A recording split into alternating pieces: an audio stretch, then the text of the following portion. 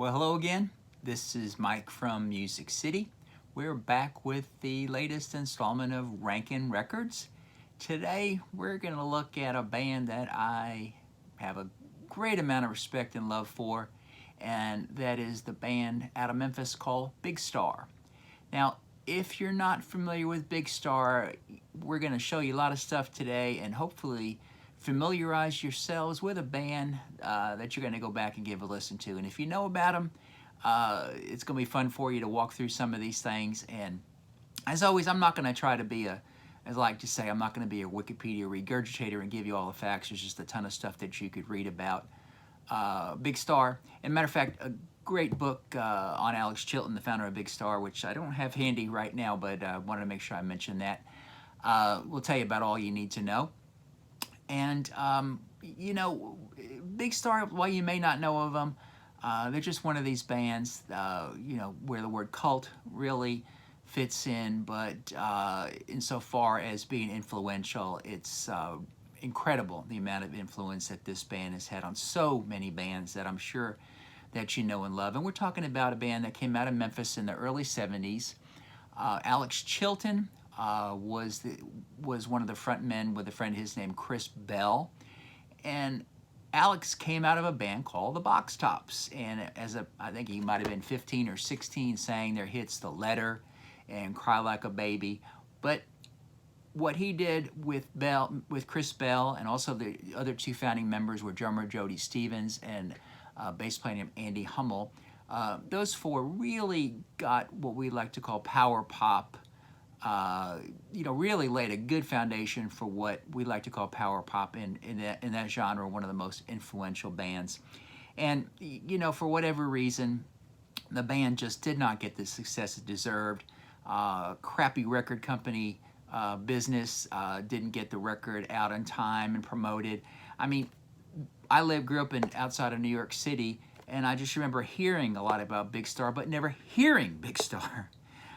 So it was pretty frustrating. But what it took for me to discover Big Star was when the Bangles did a cover of the song September Girls, which is one of the, well, probably the greatest power pop song of all time. Well, that's not going out on a limb, and my favorite Big Star song. And it kind of went me maybe go back and discover them. Now, insofar as ranking is really not as relevant here. There's only 3 Big Star records, and I'm going to tell you right now, I'm going to rank them in the order that they came out as 1, 2, and 3. And let's start with that, and then there's been a lot of stuff that's come out, and we'll talk a little bit about these records. And I think you may be surprised how much you do know about Big Star without even thinking you know about Big Star. And again, if you're a fan, enjoy this ride with me. But the first album was simply called Big Star. Don't you love that graphic? And I actually got to see where it came from. There was a supermarket in the Memphis area called Big Star. They took the word "star" out of there not to get copyright infringed, but that's where the name came from.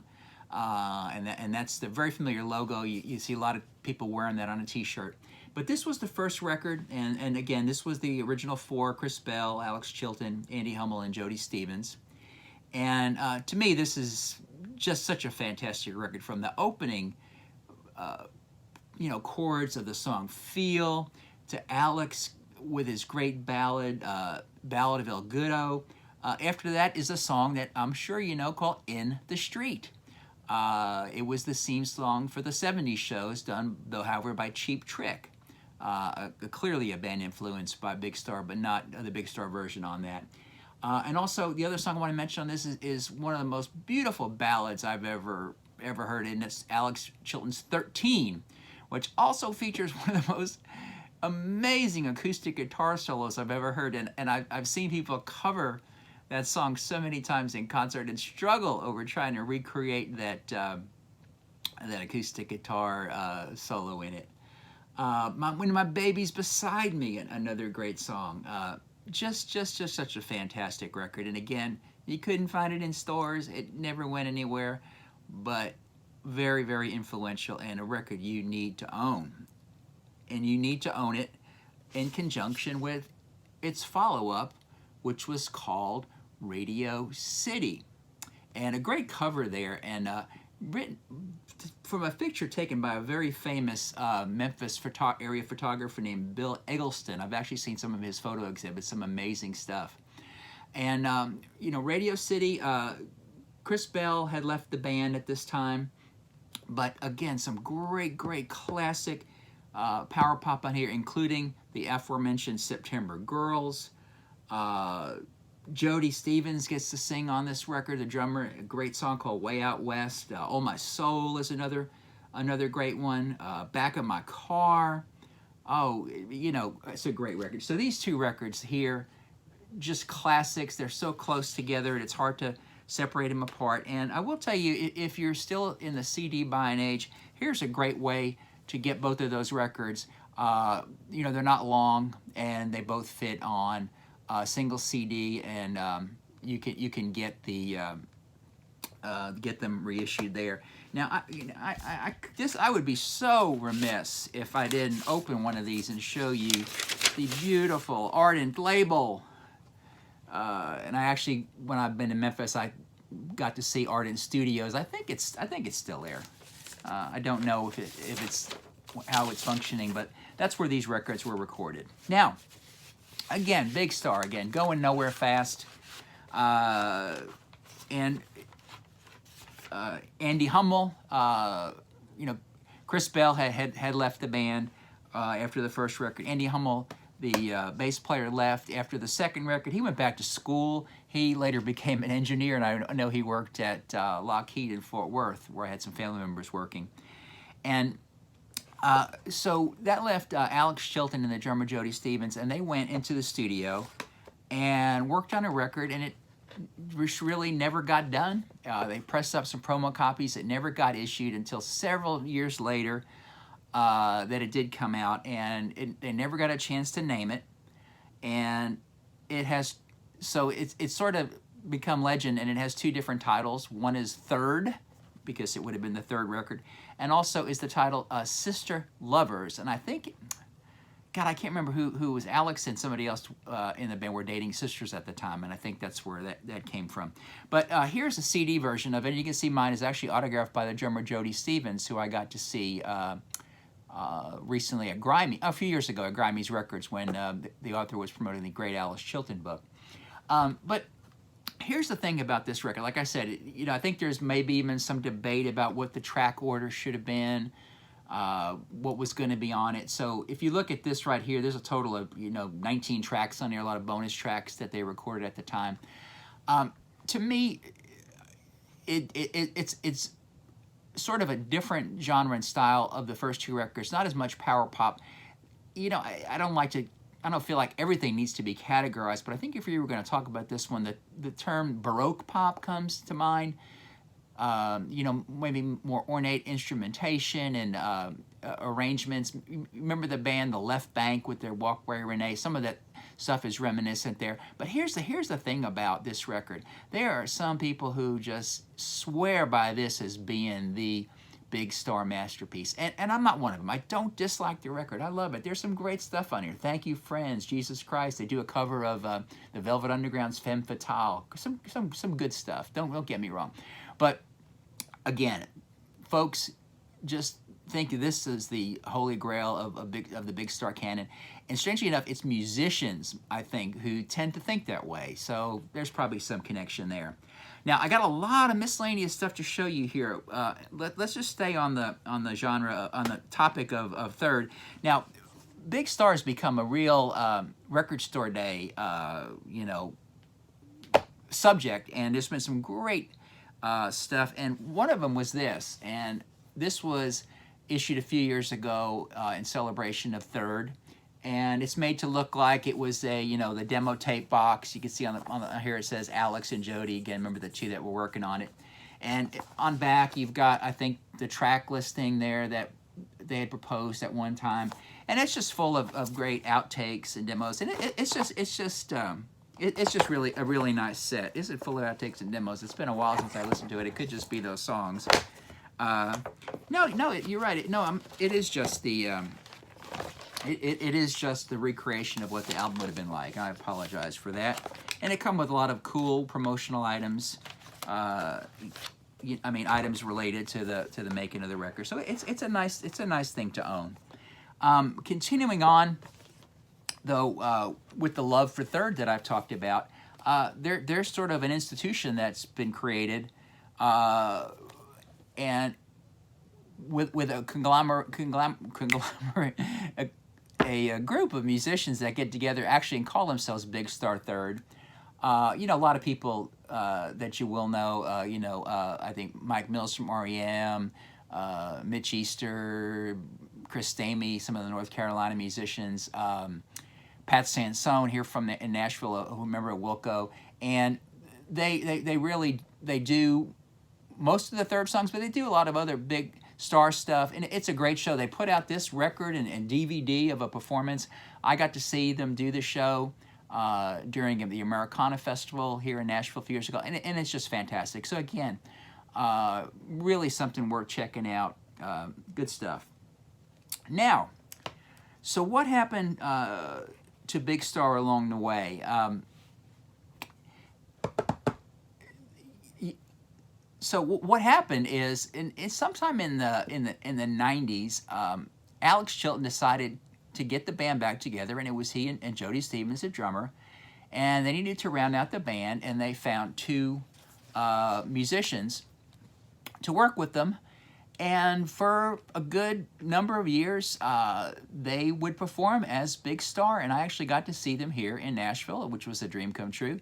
And those two musicians were John Auer and Ken Stringfellow of the band The Posies. So with those two guys plus Chilton and Stevens made up the Big Star Band, and they made their sort of debut, well, not the sort of, they made their debut here in 1993 at the University of Missouri, for which a recording was released called Big Star Columbia.